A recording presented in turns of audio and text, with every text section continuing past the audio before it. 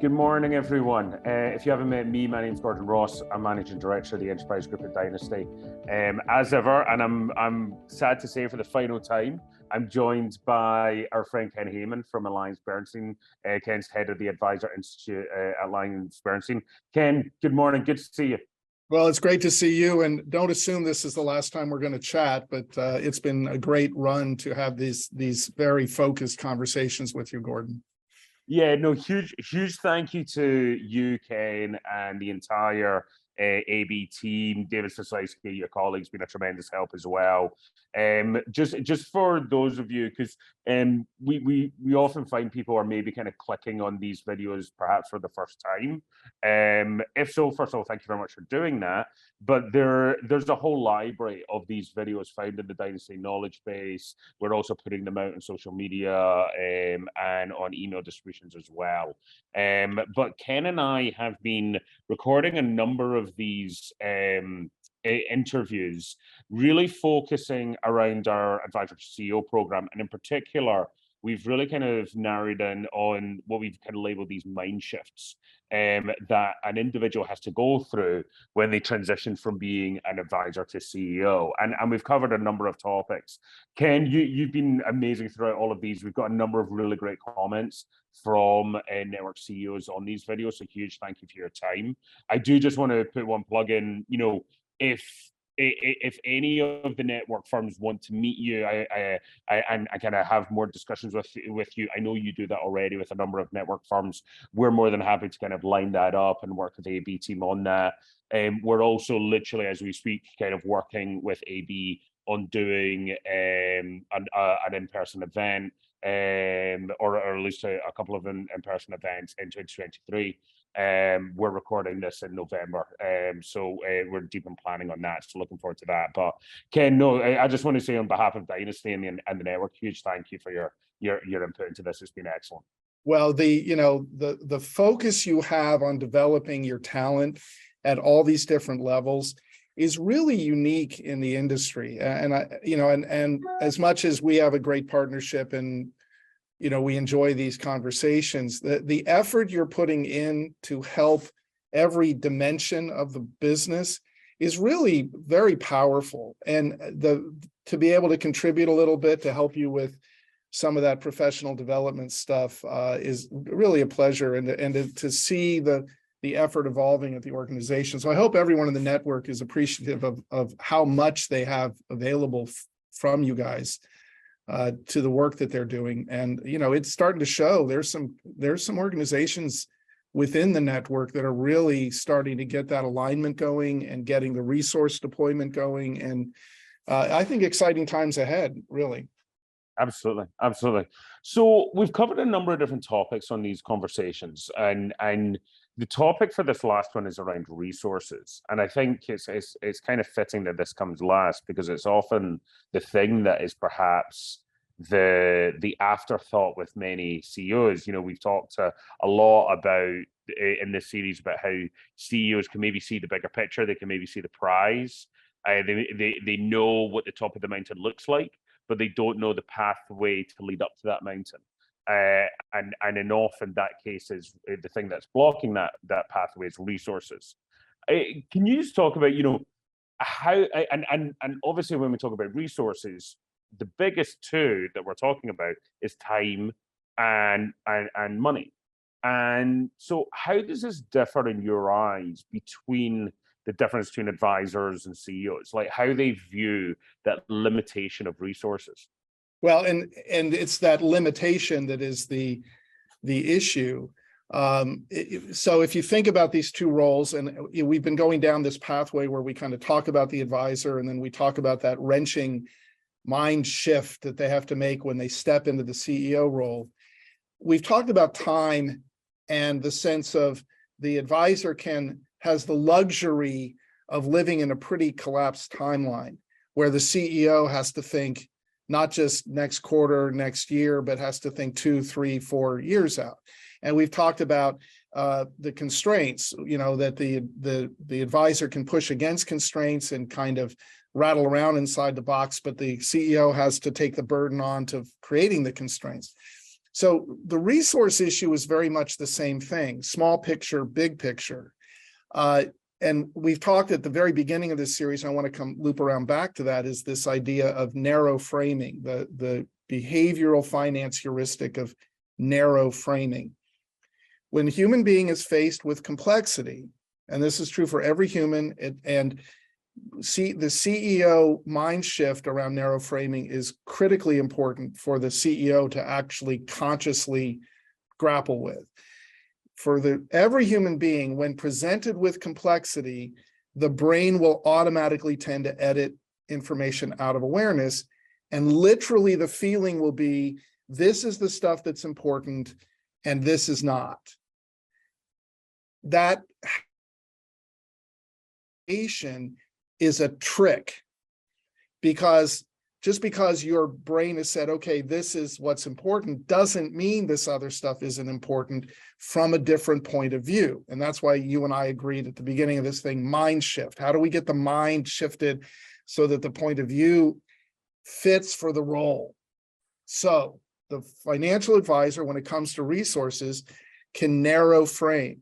And they can say, I need the resources to do this, to do this, to do this. And what happens when the financial advisor operates within that narrow frame of reference? Don't hear criticism, it's just inevitable, right?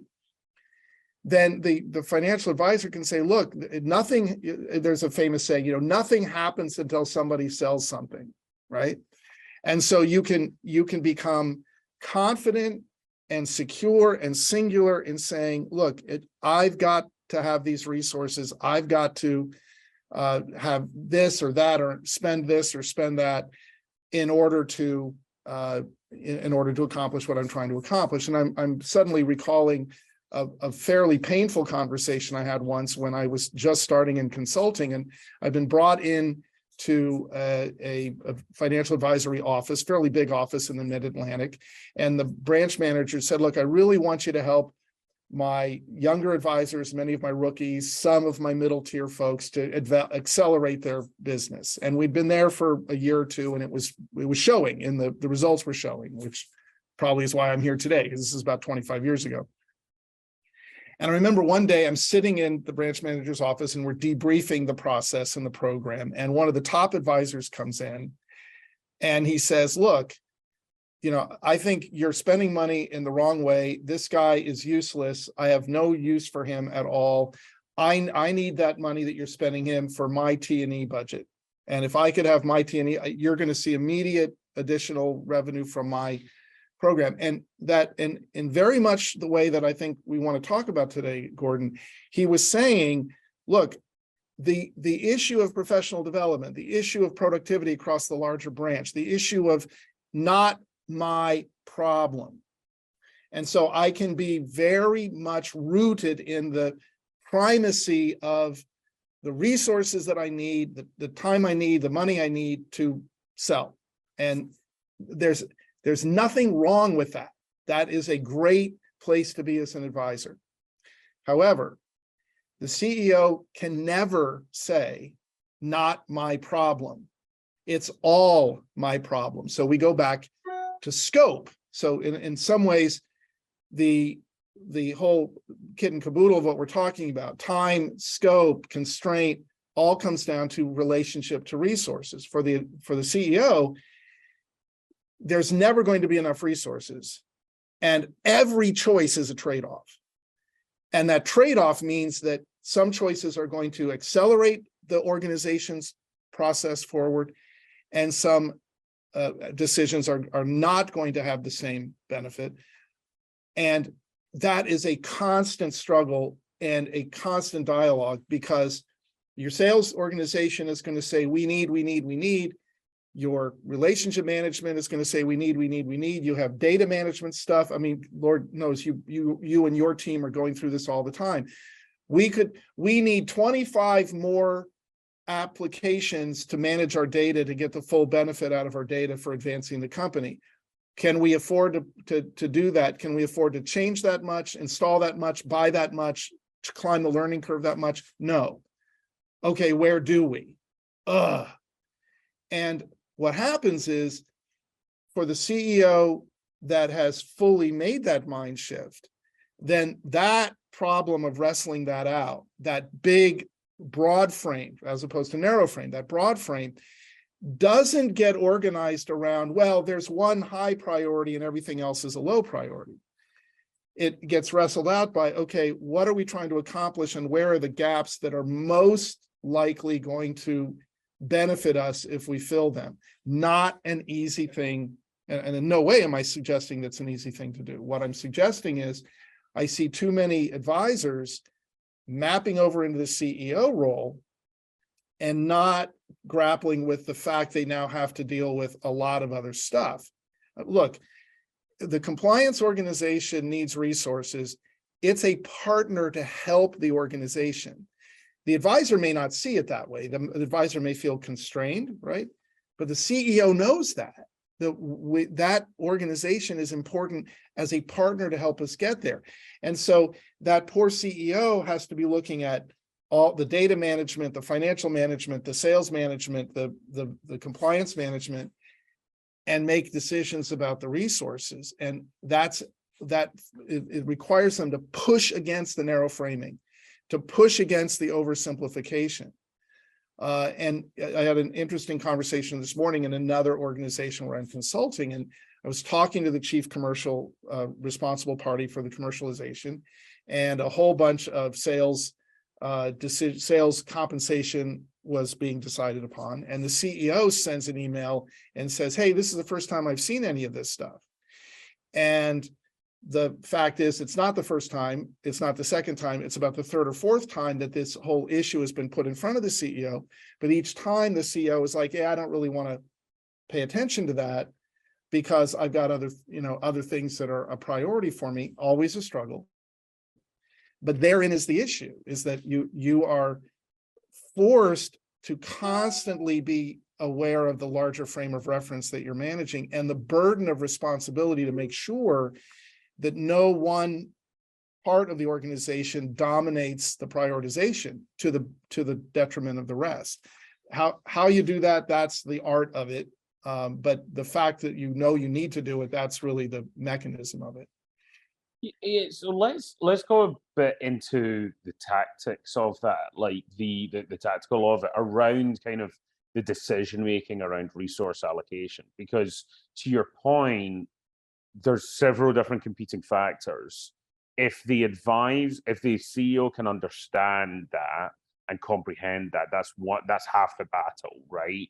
But then how would they actually go around making the decisions of what to allocate resources to? And what I'm thinking about here is that this is something that we see an awful lot in network firms, maybe kind of like years 2 to 4, because when we help launch a company, there's an initial launch, and particularly if we're helping somebody break away from a warehouse, in the early days and at launch, it's very much around, hey, we're building the company, we're trying to do that quickly.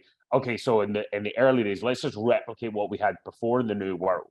And that's totally understandable, because you're saying to clients, hey, nothing's going to change, we've got bigger and better things, but at the core, nothing's going to change. And that's great. But there's a mental shift that firms go through that we see normally around about kind of the 6 to 12 months mark, whereby the firm's launched, the dust is settled, and then they call Dynasty with a question like, how should we do X or Y? And in many cases, we turn around and go, okay, well, how do you want to do it now? Because now you've got a blank canvas. And then that leads to this kind of third phase, which I'm getting to, which is kind of shiny object syndrome. Now you've realized you can do everything in the candy store, but there's only so many hours in the day, there's only so many resources. So how do you feel that should be approached with that kind of decision-making process? Well, you are putting a couple of really important organizing concepts into that paragraph of definition you just provided. And I think it shows how much you and some of the leaders you partner with at Dynasty are encountering a common process that these organizations go through. And I think, as I think about that, imagine what would happen if you take all the experiences you're having and you burn it into like a timeline where you can say, look, here's what you should expect. This is phase 1, phase 2, phase 3, phase 4. And it's this experience of, in that wirehouse where you're transitioning out of the wirehouse, there's we've always done it this way. And then you present them with this wonderful and horrible question. Well, how do you want to do it? What do you want it to look like? Where do you want it to go? Because you think about the advisors who are in the wirehouses, every year you face that business planning thing. Well, what's your plan for next year? And you figure out, well, we want a 25% or a 20% or 15% growth, whatever their appetite is for growth, right? But there's nothing about that kind of redefines them. Well, now you throw off those boundaries and constraints and some of the resources that come along with that. What do you want? How do you want it to be? Where do you want to go? What will fit for you? What fits for the group? What's your appetite? Wow, now you have to go from reacting to the world in which you're in to proactively authoring. And as you point out, you then get this shiny object syndrome. And that really is something that all organizations face, because there's really an unlimited number of creative resources that innovators out there are making available to you. A lot, the current thing is, kind of data management, but there was a time when there was, innovations in training, there was a time in management, models and things, all kinds of stuff that you could bring into the organization. You think of Lencioni and all of his teaming kind of ideas that you could kind of grab and drive into your organization if you wanted to do that. Well, you're going to spend money on that consultant, and you're going to spend time on the learning process. So to your point, how do you start to sort that out? Well, the first stage of sorting it out is embracing precisely what you're talking about. There is a tendency to be seduced by these interesting things, and the other party who's bringing this offer to you is absolutely going to be convinced and passionate about how valuable this solution will be in your organization. And here's the challenge that happens to the advisor who comes out of the wirehouse and then begins to develop this business.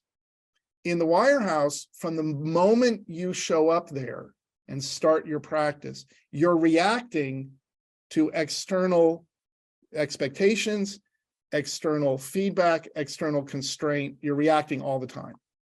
There's only so far off the rails you can go.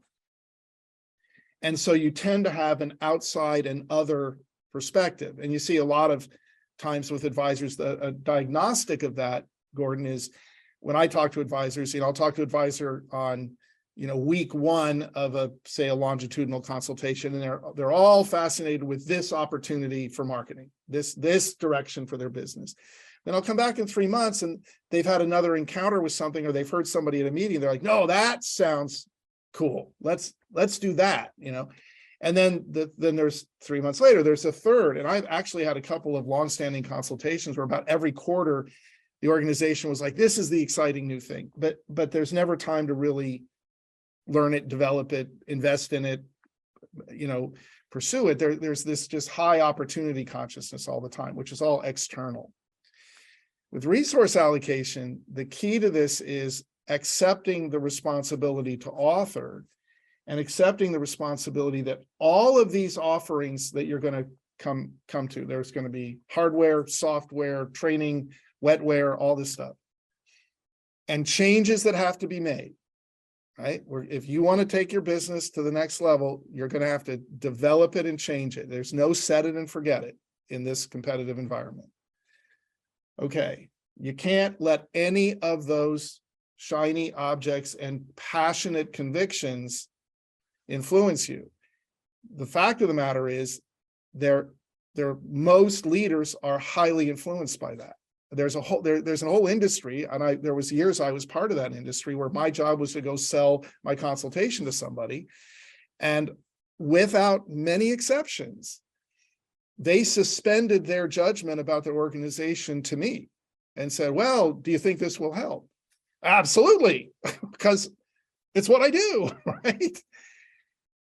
You ask about a tactic. The tactic that has to be considered has to do with what in corporate world they call it a SWOT, strengths, weaknesses, opportunities, threats, blah, blah, blah. It really is a gap analysis. So we need to throw an anchor into the front of us in time, not short time. Where do we want to be in 3 years, 5 years? Much more than 5 years, you kind of exceed the dynamics of reality. But 3 to 5 years, where do we want to be? So question number one, and attached to that is, and why do we want to be there? Why does it matter? Why does that get us where we're going? Well, more money. Well, at a certain point, no, that's not enough. Why? Where do we want to be? And then the next question then is, and this is, you have to noodle on this, is, okay, what's it going to take for us to get there? And there's some things that we can keep doing that'll get us there. But let's take an organization that's come out of the wirehouse. They're 4 years in, they're at, let's pick a number, $1 billion under management. And what I always recommend is, why don't you pick a big, scary number that's worth going for? What good thing will happen to the members of this organization if in 5 years we're at 10 billion? I mean, holy mackerel, that's a big leap. But what it does is it forces you to say, okay, if we're going to get to 10 million, we can't get there the way we have been.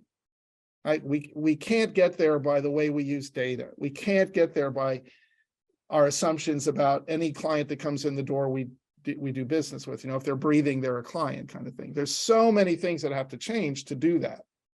Now you're in a position, because you have this future vision, and it doesn't have to be that bold or that disturbing a goal, but the more bold and more disturbing, the more this works. Okay, we can see what we have. We can see we can't get there from here. Now the hard intellectual work. Okay, what are the steps we're going to take to get there? And what are the first set of resources we need to bring in? Is it training? Is it software? Is it hardware? Is it data management? What is it? Is it a new building? Is it a new office setting, right? Okay, all of that is what the CEO has to do this with, right? And it feels dreadful because it's all risk. There's no certainty. There's no rule book. That's one of the things you guys are saying to these people. Okay, what do you want? And then they're like, well, what can we have? No, there's no rule book. There's no simple pathway. Here's the 17 steps and there you go, right? So that's where I see, and the reason I put resources as one of the more important pieces here is that the CEO, of all the things they have the most pain about, it's maintaining and pushing against this tendency to want to narrow frame and simplify, and having to actually continuously embrace this and continuously look at this juggling act of priorities, getting the best thinking from the team, getting everybody weighing in, maybe getting some external consultation. I'll give you a quick recommendation there. It's often a very important thing for a CEO to do is to accept the experience and knowledge limits of their team.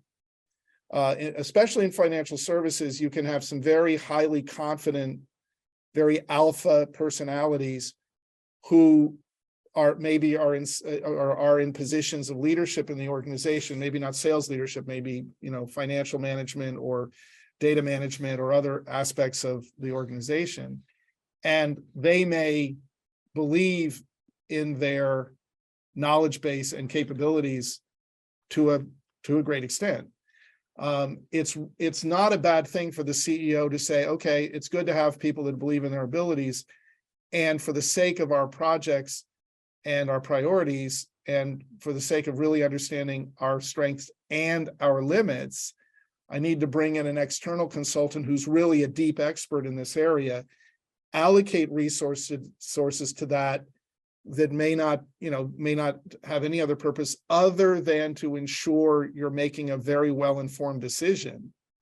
and then use that individual to help you understand, is it really possible for us to do this with the internal talent pool we have? Because there's some things that your internal talent pool can grapple with and do fine, and there are other things they may not be able to. And you see this a lot across organizations where that happens. So hopefully what I'm painting here is a picture of the CEO accepting this kind of fundamental non-determined world that they have to wrestle out and make the best decision possible. And for me, as painful as it is, if I can keep that person with the broadest frame possible and constantly questioning, did we get it right? What's the feedback from the world based on where we're trying to go, which obviously is the first step. There's your tactics, and the tactics, just you confirm it because the CEO says, this is horrible and I'm in a lot of pain about this. And you're like, good, that sounds like you're right on the